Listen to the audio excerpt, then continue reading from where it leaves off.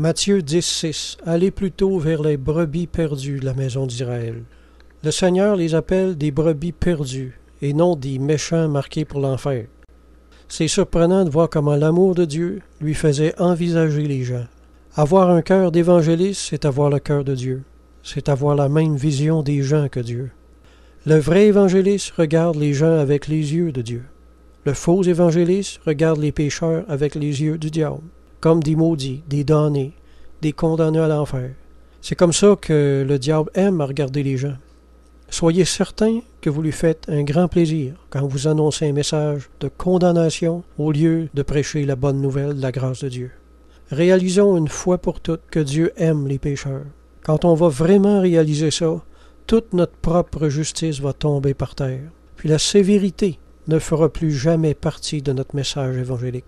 L'expression « brebis perdue » dans la bouche de Jésus n'a pas le sens de « brebis damnée » ou marquée pour l'enfer, mais plutôt celui de « brebis égarée ». L'égarement de la brebis est accidentel bien plus que volontaire. Une brebis qui s'est égarée n'a pas pour but de s'égarer. La brebis n'est pas à blâmer vraiment.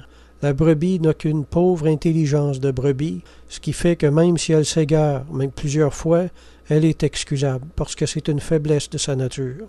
De la même façon, Dieu envisage les pécheurs comme des âmes égarées qu'il faut sauver, et non comme des serpents qu'il faut poursuivre puis frapper avec un bâton. De la même façon, quand on regarde dans le monde bien attentivement, on réalise que beaucoup de personnes qui vivent dans les plaisirs mauvais ne le font pas pour offenser Dieu sciemment, mais pour essayer de donner un pauvre sens à leur vie, qui ne semble pas en avoir du tout souvent. Leur recherche de plaisir coupable, c'est en réalité seulement des tentatives pour remplir le vide énorme qu'ils ont à l'intérieur. D'autres essaient simplement d'engourdir un mal de vivre très douloureux.